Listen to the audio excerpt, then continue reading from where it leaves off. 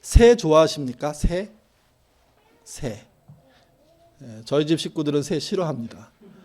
특별히 비둘기 싫어합니다. 저희 집 그 아내는 비둘기를 닭둘기라고 부르더라고요. 얘네는 비둘기가 아니야. 닭처럼 아주 애들이 튼실해. 너무 도시에서 잘 먹고 사는 애들 막 쌩쌩 심지어 먹고 있는 거 뺏어가기도 하고. 옛날에 갈매기가 그런 건 봤는데 비둘기가 그러는 건 이게 저는 못 봤거든요. 근데 그런데요, 그게. 근데 여러분 굉장히 재미있는 탐구 중에 하나가 새 탐구라고 합니다. 그래서 탐조한다고 하잖아요. 탐조를 가장 많이 할 때가 겨울이에요. 서해안에서 정말 5시에서 해질녘까지 그 사이에 새들이 만드는 군무가 아주 대단합니다. 그래서 거기 한번 빠진 사람은요, 겨울 내내 그 찬바람 맞으면서 거기 가서 그거 보더라고요. 그러니까 새를 그만큼 좋아하는 사람들이 있다는 거죠, 이게.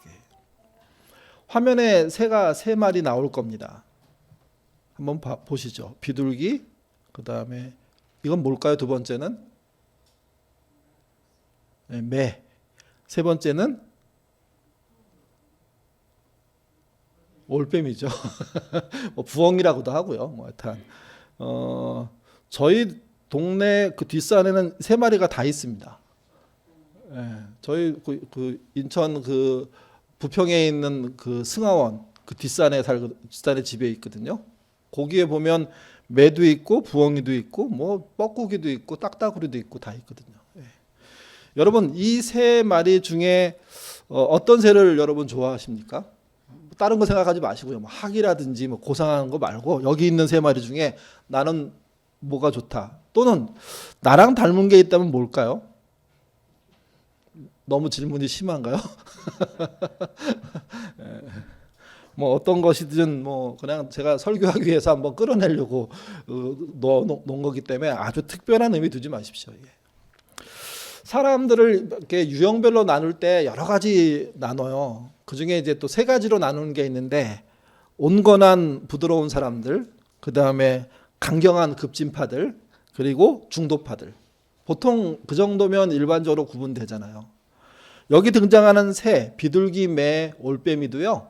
그럴 때 쓰일 때 등장하는 새들이에요. 이게. 먼저 비둘기 한번 보죠. 비둘기 하면 뭐가 생각나십니까? 평화. 뭐 간단합니다. 왜냐하면 원체 유명해요, 얘네들은.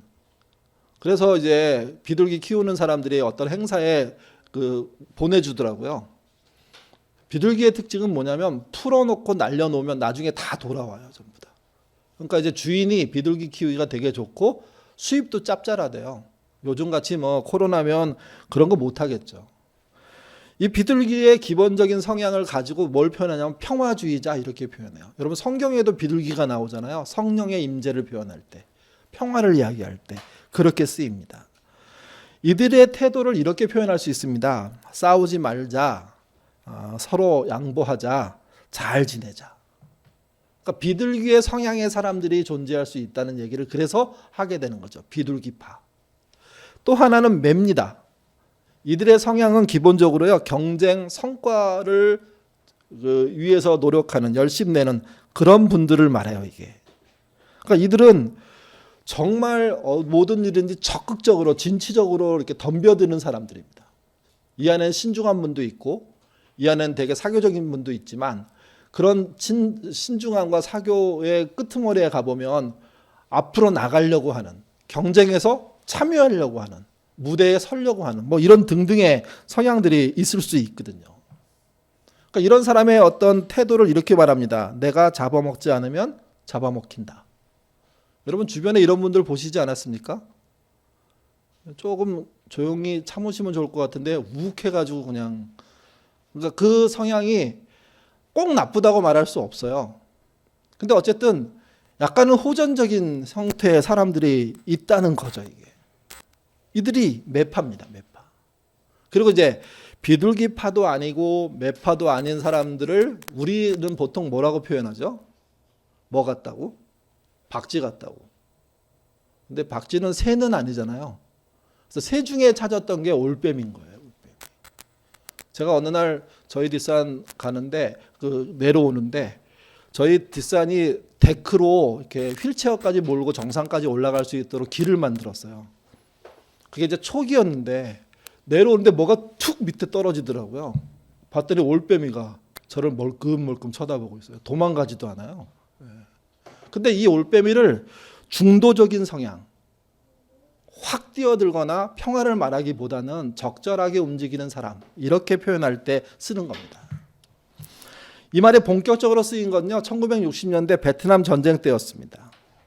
여러분, 미국에서 이 말이 쓰였는데 비둘기파들은 이 전쟁에 대해서 뭐라고 했을까요? 전쟁하지 말자. 전쟁하면 손해다. 오히려 평화를 얘기해야 되고 평화의 시대를 만들자 하고 주장해요. 근데 그 숫자가 반대파에 비해서 소수였어요. 이게. 반대로 매파 사람들은요, 전쟁을 일으켜야 된다고. 베트남이 공산화되는 걸 막지 못하면 아시아 전체가 공산화되는 걸 막을 수 없다고 아주 극단적인 이야기를 하면서 전쟁을 벌립니다. 결국 미국은 매파의 결정에 따라, 매파의 지지에 따라 전쟁에 참여하죠. 그 전쟁을 무려 12년 동안 했습니다. 6.25를 기억하시는 분들 다 아시겠지만 전쟁의 후유증은요, 만만치 않습니다. 1975년 4월에 전쟁이 수습이 되는데 그때까지 베트남 군이 몇 명 죽었냐면요, 25만 명 이상이 죽었습니다. 미군은요, 베트남보다는 적지만 5만 8천 명 이상이 죽었습니다. 또 한국군은요, 여러분 베트남 전쟁에 우리나라 군인이 참여한 거 아시죠? 5천 명 이상이 죽었습니다. 여러분 그 외에도 더 많은 여러 나라의 군인들이 사망했고 여러 나라의 베트남의 민간인들이 사망한 거죠. 이게 사실은 엄격하게 말하면요, 몇 명이 죽은지 모릅니다. 근데 엄청나게 많이 죽은 거예요. 부상자는요, 베트남에서만 200만이 나왔습니다. 그러니까 전쟁이 끝나고 미국은 사실은 패배한 거예요. 왜냐하면 베트남을 접수하지 못했기 때문에, 점령하지 못했기 때문에. 근데 이런 전쟁을 하자는 미국 사람들이 있었고 그 전쟁이 실제 벌어졌고 그래서 이런 피해를 입은 거죠. 여러분 죽은 사람들, 부상당한 사람들 중에 연령대로 따질 때 어느 연령대가 가장 많이 부상받고 당하고 죽었을까요? 20, 30대입니다. 군인들이 대부분 20, 30대잖아요. 그들이 수십만 명이 죽고 수백만 명이 부상을 당한 거예요. 그게 매파가 주도적으로 전쟁을 일으키는 일에 협조하고 그들이 표를 모아서 미군을 거기에 보내고 미군을 지지하는 나라의 군인들을 불러 모아서 또 전쟁을 하고 만든 결과라는 거죠. 이게. 다른 얘기 할 거 없습니다. 전쟁은요, 결과 자체가 참혹합니다. 이겨도 사실은 이긴 게 아닌 경우들이 허다합니다. 그래서 여러분 오늘 1부, 2부 예배 다 기도하시는 분들이 말씀하셨는데 러시아와 우크라이나의 전쟁, 러시아의 침공, 그거는 기본적으로 반대해야 되는 겁니다. 왜 그러냐 하면 어떤 이유가 있는지 모르겠지만, 이유를 잘은 모르지만 또 뭐 다 알려졌죠. 결국 돈 때문인데, 그게 가스 때문이고, 그런 것이 때문에 전쟁을 일으키는, 주도권 때문에 전쟁을 일으키는 이런 전쟁 반대해야 됩니다. 이게. 그게 인간적인 것이고 사람이 해야 될 일인 거죠. 이게. 오늘 본문은 전쟁과 참 무관하게 예수님 탄생에 대한 이야기입니다. 예수님 탄생에 등장하는 주인공은 요셉과 마리아죠. 그들은 로마 식민지의 백성이었습니다. 어느 날 황제가 고향에 가서 인구조사에 참여하라고 명령을 내립니다. 그들은 명령에 순종할 수밖에 없어서 아내가 임신한 상태임에도 불구하고 고향 베들레헴에 와서 자신의 그 고향에서 자신이 그 이스라엘의 시민으로서의 그런 등록을 하게 되는 거죠, 이게. 근데 그 하던 차에 출산이 임박하게 된 겁니다. 산통이 오기 시작하는 겁니다. 지금은 안 그렇지만 과거로 가고 고대로 가면 출산은요, 집에서 이루어지는 게 일반적이었고요. 또 조금 도움을 받는다면 산파가 와서 도와주는 게 일반적이었습니다. 그리고 산파는 남자가 아닙니다. 대부분 경험이 있는 여자고 가족이고, 그리고 그런 사람 여러 명이 함께 협조해서 아이를 낳는 겁니다. 이게. 그때 이 본문에서는 이 아이를 낳는 장소에 산모 말고 유일하게 한 명이 있었습니다. 그게 남편 요셉입니다. 여러분 한번 생각해 보세요. 요셉이 뭘 할 수 있을까요? 여기 아이를 그 아빠가 된 분들이 많이 계시잖아요. 옛날에 아기 낳을 때 뭐 하셨습니까? 저를 포함해서 질문하는 겁니다. 뭐 하셨습니까? 저 첫째 낳을 때 교회 사무실에 있었습니다. 아무 생각 없이. 그 아내가 그렇게 얘기했어요. 몇 시 정도에 출산할 것 같아. 그러면 그 전에 좀 일찍 와 있어. 이렇게 얘기했는데 애가 생각보다 빨리 나왔어요. 그래서 저는 어디 있었냐, 사무실에서 사무 보다가 애가 나왔대. 그리고 막 한 거죠. 제가 한 역할이 아무것도 없어요, 사실은요. 가서 이상한 얘기해갖고 지금까지 욕먹고 있어요. 어떤 얘기를 했냐면, 왜 우리 애가 이렇게 못생겼어? 우리 결혼한 채민이 보면서 얘 이상하게 생겼다고, 얘 바뀐 거 아니야? 뭐 이런 얘기 해가지고 지금까지 두고두고 욕먹고 있습니다. 이게. 그러니까 남편이라는 역할, 남자라는 역할이 산통을 겪고 있는 아내, 출산을 해야 될 사람 입장에서는요, 정말 쓸모없는 거예요. 물론 유능한 남편이 있어요. 그 어려움을 이기는 지혜를 발휘하고 실제 아이를 받은 남편도 있죠. 근데 그분들은 극소수예요. 생각해 보세요. 아이가 임신해서 아이를 낳아야 되는데 집은 없죠. 공간이 없죠. 그거 얻냐고 시간 다 보내고 난 다음에 이제 아이가 태어나야 되는데 겨우 얻은 게 마구간 아닙니까? 거기에 앉아있는 아빠의 심정 어떨까요, 여러분? 그야말로 정신 하나도 없이 실수투성이에 도움 하나도 안 되는 역할들을 계속 정말 하고 있는 거예요, 이게. 불행 중 다행으로 여관에 마곡반을 얻었습니다. 그곳에서 이제 출산이 시작됩니다. 이것도 한번 생각해 보세요. 여러분, 첫 아이를 자기의 집이 아니고 자기의 가족들, 특별히 산파나 여자 식구들이 없는 상태에서 아이를 낳는 그 여성, 정말 남편이 앉아 있는데 어떤 것도 할 줄 모르고 뭐가 필요한지도 모르고 서성이고 안절부절하고 있는 그 상태에서 아이를 낳는 그 여인. 여러분, 여자로서 최악 아닙니까 이게? 그런 상황에서 애 낳아 보셨어요? 상상이 안 되는 이야기예요. 뭐 가끔 그런 거 하잖아요. 뭐 119 타고 가다가 애를 낳았다고, 비행기 타고 가다가 낳았다고, 기차에서 낳았다고. 그거는 수억에 한 명이에요. 수억에 한 명. 근데 이런 경우는 수억이 아니라 인류 역사에 있을까 말까 한 일들이 벌어진 거예요. 예수님이 그런 모습으로 온 거죠. 여러분, 이거는 아무리 아름답게 쓰려고 해도요, 아름답지가 않아요. 멋있게 쓰려고 해도 멋있을 수가 없어요. 자체가 비참한 것이고 처참한 것이고 어찌할 줄 모르는 정말 난감한 상태에서 이 본문이 기록되고 있는데, 의외로 개역개정 성경을 읽어보시면, 또 다른 성경 읽어보시면 담담하게 써 있어요. 그냥 그랬나 봐, 그랬네, 이렇게 느끼도록. 근데 여러분, 이 본문은 상상해서 읽으셔야 돼요. 마음속에 이미지네이션 한다고 하잖아요. 이미지를 떠올리면서 읽어보셔야 돼요. 그러면 진짜 예수님이 처참한 비참한 환경에 오셨구나, 말도 안 되는 상황에 오셨구나. 우리 교인 중에 전쟁통에 태어난 분이 계셔서 얘기를 잠깐 들었을 때, 그분이 그 얘기를 다 해주지 않았음에도 불구하고 그 전쟁에 통해 아이를 낳는다는 게 얼마나 참혹한 일인지를 느끼겠더라고요. 예수님은 더 그런 거예요, 지금요. 이게. 이 본문이 이렇게 쓰인다면 우리는 어떤 감흥도 없을 겁니다. 근데 그 사건 속에 뜻밖의 일들이 벌어집니다. 몇 개가 벌어지죠. 그 중에 하나가 오늘 본문에 기록되어 있는 얘기입니다. 천사가 들판에서 목양하고 양치고 있는 그런 목자를 만나가지고 메시지를 전하죠. 하나님께서 사람을 보냈는데 어디서 태어난다. 그 아이를 가서 축하해라. 말도 안 되는 얘기를 듣고 목자들이 그 아기를 찾아 나섭니다. 그때의 두려움들, 그때 어려움들, 이런 상황들이 표현되어 있는데요. 누가복음 2장 10절에서 12절, 우리 메시지 번역으로 같이 한번 읽어보겠습니다. 두려워 말라. 내가 여기 온 것은 온 세상 모든 사람을 위한 놀랍고 기쁜 사건을 알려주기 위해서다. 방금 다윗의 동네에 구주가 나셨으니 그는 메시아요 주님이시다. 너희가 가서 포대기에 쌓여 구유에 누워 있는 아기를 찾으라. 다윗의 동네는 베들레헴을 말합니다. 다윗의 고향. 요셉과 마리아는 그 후손이거든요.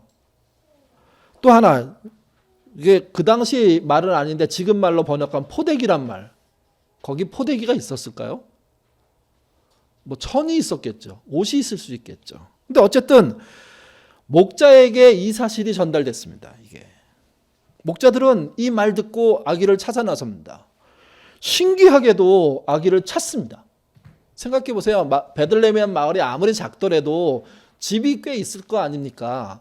그러면 집집마다 다 돌아다니면서 찾았을 거 아니에요. 결국 그렇게 해서 찾는 건데 그들은 정확하게 아기 예수가 태어난 마구간에 도착했고 그래서 아기 예수를 맞이하는 겁니다.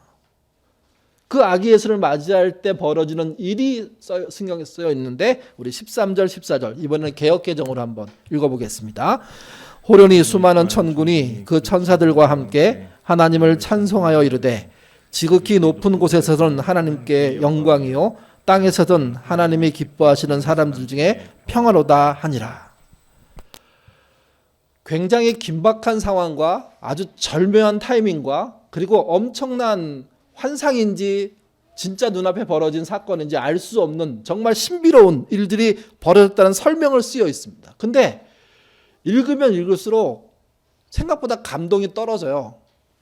좀 자세한 설명이 없었기 때문에 그래요. 이게 어떤 이야기를 어떻게 하는 것이고 어떤 내용의 어떤 성격의 말인지 보다는 그저 저자가 그 사건을 알고 있는 대로 그냥 기록하고 있는 거예요. 이게. 여러분 한번 생각해 보세요. 호련히 수많은 천군이 그 천사와 함께 있는 장면을 본다. 이게 뭘까요? 천사. 우리는 천사가 날개 있다고 생각하잖아요.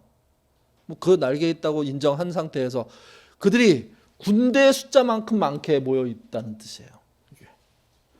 그 장면 자체가 어마어마하지 않습니까? 그 자체가. 이건 어떤 면은 하늘이 열린다는 표현이 될 수 있어요. 천사들이 한눈에 다 보이는 거니까. 현실은 비참한데 하늘에서는 엄청난 일들이 벌어진 거예요. 그 엄청난 일의 핵심이 뭡니까? 그들이 함께 노래 부르는 겁니다. 우리말로 하면 합창하고 있는 겁니다. 합창의 내용이 뭡니까? 지극히 높은 곳에서는 하나님께 영광이고 땅에서는 하나님이 기뻐하시는 사람들 중에 평화다. 이게 우리 크리스마스 때 쓰는 슬로건에 나오잖아요. 여기서 하늘의 영광, 땅에는 평화. 또 이 말은 실제는 하나님께 영광, 사람들에게 평화. 이런 말입니다. 이게. 그러니까 그 메시지를 전달하는 과정에 뭐가 등장하면 천군과 천사의 합창이 등장한 겁니다. 이게. 그래서 이 사건의 핵심은 그거예요. 비참한 상황에 태어난 아기 예수님께 하늘의 메시지가 들렸는데 그게 하늘엔 영광이고 땅에는 평화라는 거예요. 하나님께는 영광이고 모든 사람에게는 평화라는 거예요. 이게. 그래서 주님을 다른 말로 부를 때 평화라고 부르는 겁니다. 평화의 하나님이라고 부르는 겁니다. 평화의 주님이라고 부르는 겁니다. 성탄절 예수님이 오신 사건의 핵심은 그거예요. 평화예요. 그래서 예수님을 믿는 사람들은 평화주의자가 돼야 됩니다. 평화를 실제 실현하는 사람이 돼야 됩니다. 이게. 근데 문제가 있어요. 여러분 전 세계에서 전쟁을 일으키는 상황들을 지켜볼 때 기독교인들이 전쟁을 일으키는 경우가 굉장히 많다는 거 아십니까? 이슬람도 전쟁을 일으키지만 기독교도 만만치 않게 전쟁을 일으켜요. 이게. 어떻게 평화를 얘기하는 예수님을 믿는 백성들이 어떻게 비둘기가 아니라 매파가 되어서 움직일까요? 여러분 베트남 전쟁도 그렇고 이라크 전쟁도 그렇고 실제 지금도 벌어지는 많은 일들 속에 기독교인들의 호전성 때문에 전쟁을 좋아하고 전쟁을 선호하는 마음 때문에 실제 그런 일들이 벌어지는 경우가 허다하거든요. 이게. 그래서 우리 안에도 예수님의 평화를 믿으면서 동시에 전쟁에 대한 생각을 갖고 있는 사람이 있을 수 있습니다. 근데 그거 문제 있는 겁니다, 여러분. 난 성격이 그래서 그래. 그렇게 말할 수 없는 겁니다, 여러분. 왜 기독교인들이 호전적으로 되었을까요? 여러 가지 이유가 있겠는데요. 저는 이렇게 생각합니다. 기독교인들의 신앙을, 주의를 이렇게 표현해요. 신본주의라고요. 여러분 신본주의에 대한 잘못된 이해 때문에 사실은 저는 이런 일들이 발생할 수 있다고 생각해요. 신본주의에 여러분 대척점, 반대말이 뭡니까? 이 교회에서 많이 옛날에 했던 말이에요. 우리는 신본주의입니다. 그러니 뭐는 안 됩니다? 인본주의는 안 됩니다. 인본주의는. 여러분, 신본주의란 말과 인본주의란 말은 신과 인, 사람이라는 말이 같이 쓰이니까 반대의 개념이 있다고 볼 수가 있어요. 왜 그러냐면 신은 사람이 아니고 사람은 신이 아니니까. 근데 여러분, 예수님을 거기에 끼워 넣으면 문제가 달라져요. 신이 사람이 되고 사람이 또한 신이잖아요, 예수님은요. 그러니까 신본주의의 반대말을 인본주의라고 말한다. 그거는 말 장난으로서는 맞는데 본 뜻으로서는 틀려요, 이게. 앞에 말씀드렸잖아요. 아기 예수님이 태어난 게 하나님께 영광이고 모든 사람에게 뭐라고요? 평화란 말이 있습니다. 이 말을 좀 더 풀었으면 이런 말이에요. 이 땅에서 하나님께 영광이 되는 일이 뭐냐? 평화를 이루는 삶이라는 거예요. 평화 시대를 만드는 삶이라는 거예요. 적과 평화의 시대를, 평안의 시대를 만들려는 노력과 애씀을 해야 된다는 거예요. 그래서 아까 말한 하늘의 영광, 땅의 평화는요, 신본과 인본이 같다고 얘기하는 거예요. 우리는 이 사실을 안 믿는 거예요, 이게요. 사람이란 존재는 하나님의 형상으로 만들어졌거든요. 하나님을 가장 많이 닮은 존재예요. 그러니 하나님의 편에 사람이 서 있을 수밖에 없어요. 근데 우리는 그걸 억지로 뜯어내요. 그리고 말을 만들어요. 신본주의의 반대말 대척점은 인본주의라는 거죠. 아니에요. 신본주의의 반대말은 물질주의예요. 영이 존재하는, 하나님과 사람을 반대하는 건 영이 존재하지 않는 물질주의예요. 물질주의. 그리고 더 나쁜 건 물질의 만능주의예요. 물질이라는 게 돈도 들어가고 땅도 들어가고 여러 가지가 들어가죠. 거기에 매달려 사는 거예요. 여러분, 공산주의도 물질주의예요. 그러면 자본주의는 물질주의 아닌가요? 어떻게 생각하세요? 자본주의도 더 물질주의죠, 사실은요.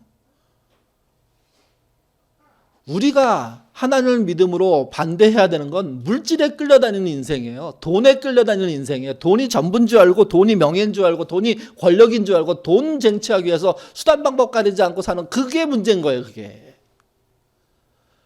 그래서 고치셔야 돼요. 신본주의와 인본주의는 통하는 거예요, 서로요. 왜? 사람 모두의 평화가 하나님께 영광이거든요. 하나님은 예수님을 통해서 그걸 받고 싶으셨던 거거든요. 근데 우리는 말을 바꿔서 신본주의와 인본주의를 갈라놓고 물질주의를 거기다가 포함시켜요. 물질적으로 부자가 되면 하나님께서 영광된다고. 아닙니다, 그거는. 여러분이 아무리 부자가 돼 보십시오. 하나님께 그게 영광이 되지 않습니다.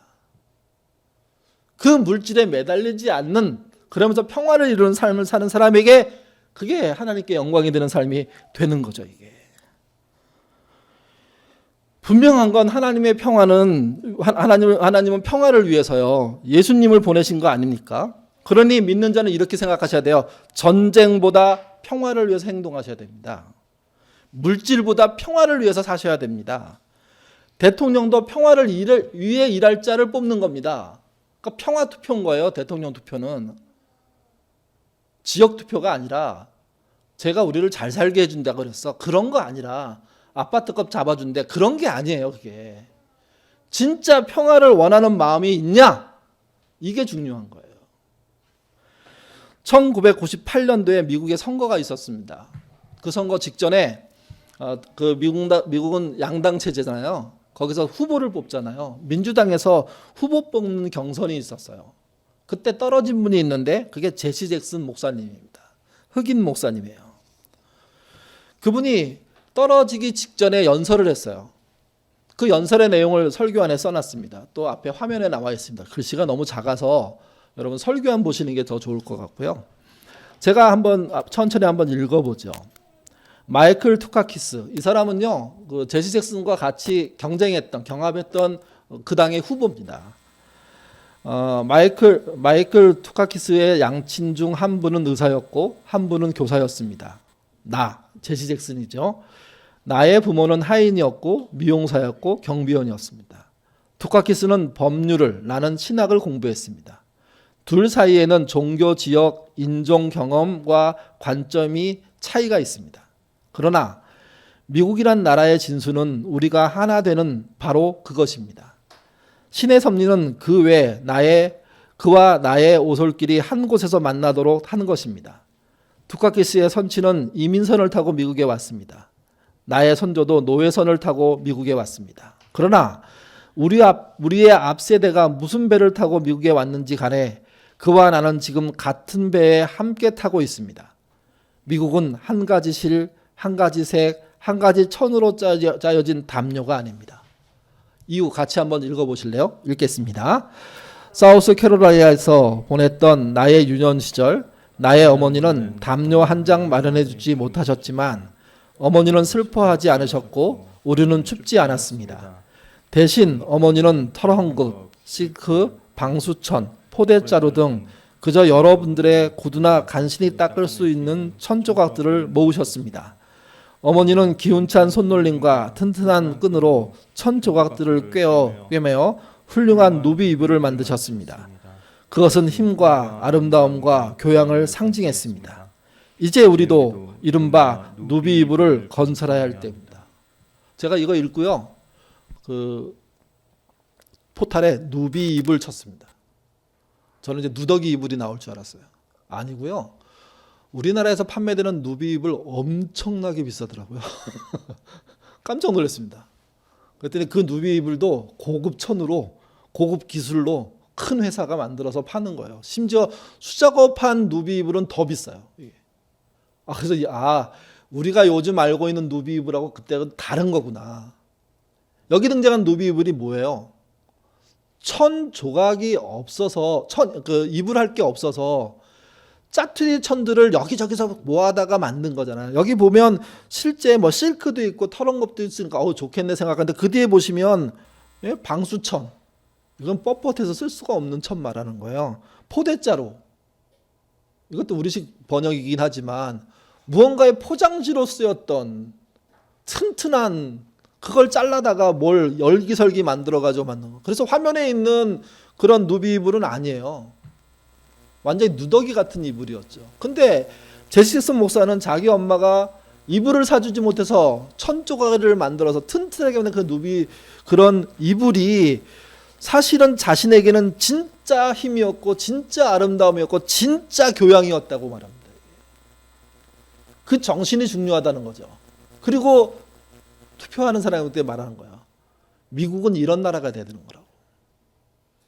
누비 이불처럼 하나가 되는 나라가 돼야 되는 거라고. 생각의 나라고 경쟁하고 있지만 결국 하나가 돼야 된다고. 여러분, 대통령에 나오는 사람들의 어떤 정신세계를 얘기할 때 이 정도는 다 갖고 있어야 되지 않습니까? 우리나라의 후보들이 저는 그래야 된다고 생각해요. 그들이 우리는 하나야. 함께 살아야 돼. 전쟁은 안 돼. 평화를 만들자. 우리 안에 가난한 사람 같이 잘 먹이고 씩씩하게 건강하게 의료복지 잘 만들어내고 자영업자들 너무 힘들고 어려운데 그들을 어떻게 도울지 고민하고 그들도 함께 잘 살며 학력 차이 없고 직업 차이 없고 서로 정말 협력해서 선을 이루고 평화를 이루고 은혜를 나누고 그렇게 사는 나라 만들자. 이런 정신을 기본적으로 가져야 된다고 생각하는 거예요.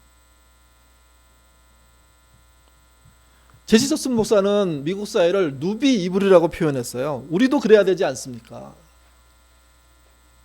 이런 정신을 갖고 있는 대표들이 세워져야죠. 이런 정신을 갖고 있는 교인들이 많아져야지 그런 대표가 세워지는 거예요. 이게요. 바울은 신본주의를 믿고 있는 기독교인들에게 강력하게 권고합니다. 로마서 12장 17절에서 21절 말씀 같이 읽겠습니다. 아무에게도 악을 악으로 갚지 말고 모든 사람 앞에서 선한 일을 도모하라. 할 수 있거든 너희로서는 모든 사람과 더불어 화목하라. 내 사랑하는 자들아, 너희가 친히 원수를 갚지 말고 하나님의 진노하심에 맡기라. 기록되었으되 원수 갚는 것이 내게 있으니 내게 갚으리라고 주께서 말씀하시니라.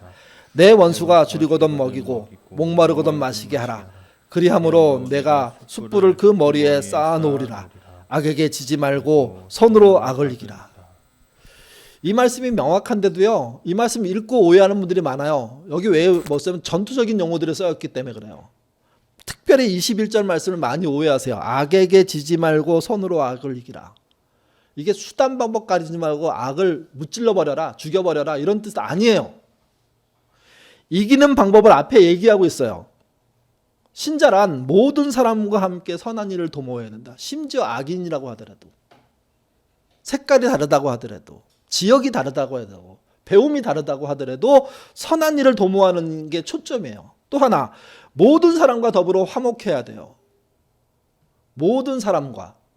근데 여러분, 우리는 한계가 있어요. 진짜 안 맞는 사람 있지 않으세요? 진짜 안 맞는 사람. 그런 사람들이 부부가 된다며요. 아닙니까? 안 맞아도 진짜 안 맞아. 끝까지 안 맞아. 그래서 부부가 됐다고 누가 그러시더라고요. 언제 텔레비 보니까 평생 왼수 이렇게 얘기하던데. 여러분 진짜 말이 안 통해요. 만나면 싸워요. 문제가 생겨요. 정말 미워요. 어떻게 하셨어요 그동안? 한 명씩 다 여쭤보고 싶어요. 어떻게 하셨어요? 저한테 좀 지혜 좀 가르쳐 주세요. 그 왼수랑 어떻게 살아야 되는지. 저는 거리 두기도 필요하다고 생각해요. 그것도 방법이라고 생각해요. 만나면 싸우는데 또 가서 손 내밀고 또 손 내미는 것 자체가 전쟁인데 그렇게까지 정말 많이 하는 게 옳을지는 모르겠어요. 근데 내가 감당이 안 되면 거리 유지란 방식이 필요해요. 친척 중에 누가 늘 종교 때문에 싸운다고 생각해 보세요. 그 사람과 이번에 싸워서 이길 생각하지 마시고 피해 드리세요. 그분이 올 시간에 나가 계세요. 그냥 인사만 하고 제가 좀 일이 있어서 잠깐 나갔다 오겠습니다 하고 나갔다가 그분 가시면 들어가도 돼요. 안 싸우는 게 더 중요한 거니까. 모든 사람과 더불어 화목하라는 이야기는 완전한 평화를 이루라는 뜻이 아니에요. 네가 할 수 있는 최선의 방법들을 고안해내고 찾아내고 실현하라는 거죠. 이게 정말 그 사람이 막 이상한 소리 하면 귀 닫고 견딜 수 있으면 그 자리에 있는 거지만 못하면 피하는 것도 방법이라는 거죠. 이게 또 하나, 친히 원수를 갚지 말래요. 하나님의 진노에 맡기래요. 이 말 오해하지 마십시오. 여러분이 친히 하나님께 맡기면 원수에 대한 처벌을 하나님이 덜커덩해서 그들을 쳐주는 게 아닙니다. 하나님의 참 오묘하면서도 이해가 됐다가 안 됐다가 하는 게 한 가지 있는데 그게 뭐냐면 원수 될 만한 사람에게 더 많은 기회를 주신다는 거예요. 우리 부모님들 다 해보셨을까요? 셋 센다. 셋까지 해. 하지 마. 이렇게 얘기했어요. 하나, 둘. 바로 셋 세는 분 계세요, 여기? 계신다는 겁니까? 안 계신다는 겁니까? 유명한 거 있잖아요. 하나, 둘, 그 다음에 둘 반, 둘 반에 반에 반. 이게 무슨 마음이에요? 우리가 하나님은 아니지만 인간적으로 이게 무슨 마음이에요? 거기서 그만했으면 그만해달라는 거죠. 호소하는 거죠, 사실은. 사정하는 거죠, 이게. 사실 하나님은 원수에 대해서 그러고 계세요. 웬만하면 더 참으시려고 하고 웬만하면 기다려요. 근데 우리가 하나님이 아니라는 거예요. 원수에 대한 처벌을 하나님께 맡기라는 이야기는 하나님의 시간에 두고 우리는 거기서 빠져나오라는 거예요. 피해주라는 거예요. 뭐 원수가 부부면 좀 사정이 다르긴 하지만 그러니까 잊지 않으셔야 돼요. 또 하나, 내가 빠져나오면 하나님이 그 왼수의 머리 위에 숯불을 쌓아가지고 나중에 말 안 들고 확 무너뜨려갖고 타 죽게 만든다. 그런 의미를 말하는 게 아니에요. 원수가 그렇게 망할 수 있죠. 근데 하나님은 그렇게 하고 싶은 게 아니라 진짜 그들과 화평을 이루고 심지어 악을 이기지 못하게 하는 선의 삶들을 사는 평화를 만들라고 부탁하시는 거예요. 바울을 통해서. 신자가 그래야죠. 교회가 그래야 될 것 같지 않습니까? 그래서 신자는 예수님의 탄생 사건을 보면서 배워야 됩니다. 우리는 선을 도모하는 사람들이라고요. 모든 사람과 더불어 화목해야 된다고요. 그리고 우리의 한계를 인정하고 진짜 화목하기 어려운 분들을 향해서는 거리 두기를 해야 된다고요. 비방과 원망보다는 물러나서 그들과 꼬이지 않도록 만드는 그런 노력, 애씀들 해야 된다고 말하는 거죠. 또 평화를 깨는 세력들에게는 선이 엄연히 존재하고 있음을 보여주셔야 돼요. 선이 존재하니 의미가 있는 거죠. 또 신본주의의 반대를 아까 제가 뭐라고 말씀드렸습니까? 물질주의라고요. 물질 만능이라고요. 인본주의의 반대가 뭐라고요? 물질주의, 물질 만능이에요. 평화는 물질을 쫓아가면 깨져요. 돈을 따라가면 깨져요. 권력을 따라가면 깨져요.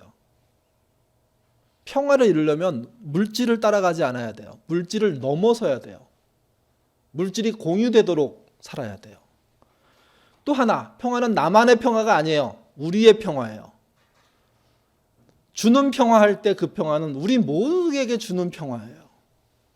이 평화를 실현하는 게 믿음이라고 아셔야 돼요. 성격이 아무리 급해도, 대쪽 같고 경쟁에 이기려는 성향이 너무 강해도 여러분, 평화가 신자의 목표예요. 우유부단하고 내성적이어도 평화가 목표예요. 여러분, 진취적이고 창의적이고 미래를 위해서 일하고 싶어도 평화가 목표예요.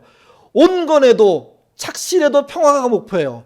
무슨 말을 하고 싶은 거냐면, 신자는 자신의 성격과 상관없이 평화주의자가 되어야 되는 거예요. 예수 안 믿었을 때는 비둘기파일 수 있어요. 예수 안 믿을 때는 매파일 수 있어요. 예수 안 믿을 때는 올빼미가 될 수 있어요. 근데 여러분, 예수 믿고 나면 평화주의자예요. 평화에 그래서 투표해야 되는 거예요. 야, 저거 우리 지역 아니야? 아, 내가 지지한다. 그런 거 보지 마시고 이 사람이 평화를 놓고 뭘 말하고 있는지를, 신자는 최소한 그걸 비교해 봐야 돼요. 그리고 투표하셔야 되는 거예요. 평화를 이루려고 애쓰는 사람, 더불어 함께 살려는 사람, 사람이 고만고만하잖아요. 어떻게 알아요, 그거를. 근데 그 기준으로 들여다보면 사람은 갈리게 돼 있어요. 그 갈리는 기준에 따라 믿음으로 투표를 하는 게 맞는 거예요. 그렇지 않고 평화를 깨는 사람을 믿음으로 지원하는 건 진짜 하나님을 욕되게 하는 거 아닙니까? 신자는 평화 말곤 표현의 방법이 없습니다. 전쟁보다 평화를, 물질보다 평화를 실현하기 위해서 노력하시는 저와 여러분 되시기를 주님의 이름으로 부탁드립니다. 기도하겠습니다. 우리는 너무 물질주의에 빠져 있어서, 또 나만의 평화에 빠져 있어서 정말 우리의 평화, 그리고 하나님이 주시는 그런 평화를 잊어버릴 때가 너무도 많습니다. 또 우리는 성격이 그렇기 때문에 우리는 나는 경쟁할 거야, 이런 말을 쉽게 하는데, 실제 신자란 예수 믿음으로 말미암아 직업까지 버리는 경우도 많았습니다. 우리는 그렇게 하지 않고 내 것 다 하면서 내 것 돕는 일에 하나님을 쓰려고 하는 믿음 갖고 있지 않습니까? 바울도 권면하고, 또 누가복음의 2장에 나와 있는 정말 예수님이 탄생하는 그 사건도 주장하고 있는 이 땅 모든 사람과의 평화, 그게 신자의 도리며 신자의 삶의 내용이라는 것 다시 한번 명백하게 하는 우리 모두가 되도록 인도하여 주옵소서. 평화, 그게 우리들의 기준입니다. 사람을 볼 때도, 내가 살 때도 평화를 이루기 위해서 어떻게 하고 있는지 돌아보게 하옵소서. 성향상 우리 안에는 비둘기파도 있을 수 있고 매파도 있을 수 있고 올빼미파도 있을 수 있습니다. 근데 예수 믿으면 그 모든 세 개의 파가 평화파가 된다는 사실, 그렇게 가야 한다는 사실, 그러기 위해서 수고해야 한다는 사실 놓치지 않는 예인교인 되도록 도와주옵소서. 감사하며 예수님 이름으로 기도드립니다. 아멘.